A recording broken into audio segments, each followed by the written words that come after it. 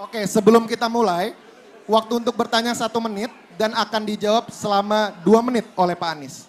Nanti kalau misalnya masih mau ada tanggapan, boleh dalam 1 menit dan Pak Anies akan membalas selama 1 menit. Silakan Mbak, perkenalan terlebih dahulu dan silakan bertanya. Cek cek.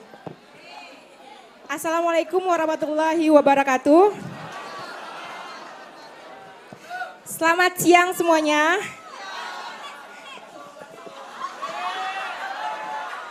Sebelumnya saya ingin memberi penjelasan dulu.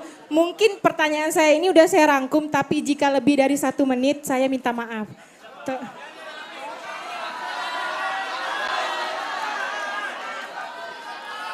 Perkenalkan, nama saya Wina Waliandini, saya biasa dipanggil Wina, usia 27 tahun, saya berasal dari kota Mempawah. Yang jika ditempuh dari kota Pontianak kurang lebih 2 jam Pak dari sini. Tak apa ya. Jadi Pak, penjelasannya gini Pak, beberapa waktu lalu sampai saat ini, tepatnya sejak saya bisa menyuarakan hak suara saya ke TPS, saya selalu bertanya kepada orang di sekitar saya. Terutamanya keluarga, Mbak, waktu ya, teman. jangan lupa. Waktunya udah mau habis. Pak, boleh ya, Pak? Ya, langsung pertanyaannya aja. Jadi pada intinya saya selalu tanya siapa pilihan pemimpin yang mereka pilih. Secara saya simpulkan 50% dari itu menjawab pilihannya masing-masing dengan argumentasinya. 35%-nya mengatakan seperti ini Pak. Dalam bahasa Pontianak, siapapun presidennya tak akan ngaruh. Jadi intinya yang dia diajak yang di dalam politik itu pengusung partai itu yang akan terpilih. Katanya seperti itu Pak. Terus 15%-nya itu golput. Dengan argumentasi yang saya ingat seperti ini. Jika saya memilih dia berarti saya bersaksi dan menjadi orang yang berdosa jika pemimpin tersebut tidak membuktikan janjinya.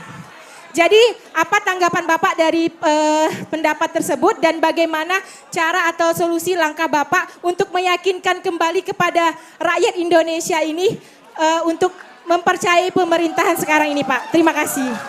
Mohon maaf ya terlalu panjang.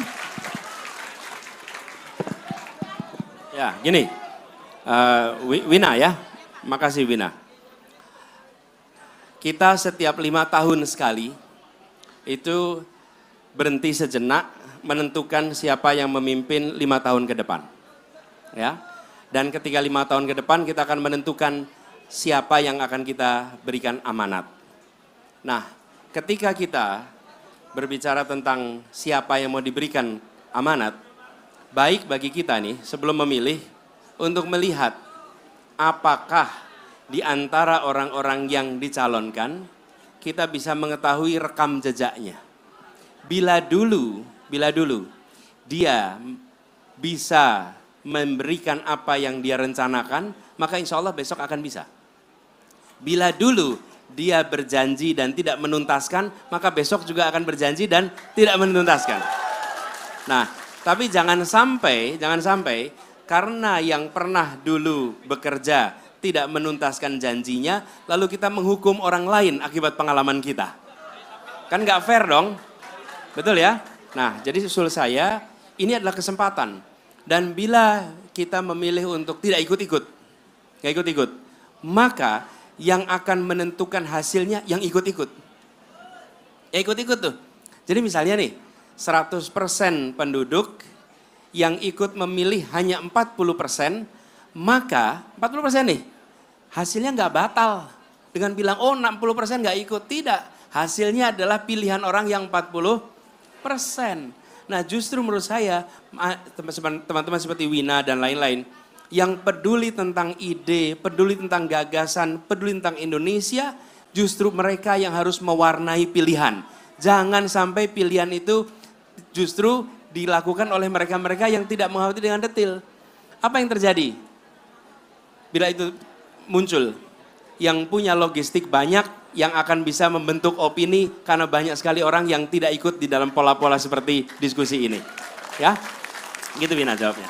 Oke, Mbak Gina mohon maaf tapi karena keterbatasan waktu jadi tidak ada tanggapan ya. Kita move lagi untuk ke penanya selanjutnya. Terima kasih Mbak Gina, tepuk tangan dulu dong.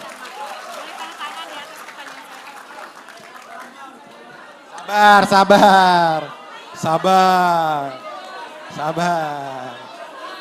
Tunggu dulu ya. Kita tunggu dulu ya. Sekarang kita move ke bagian sini. Oke.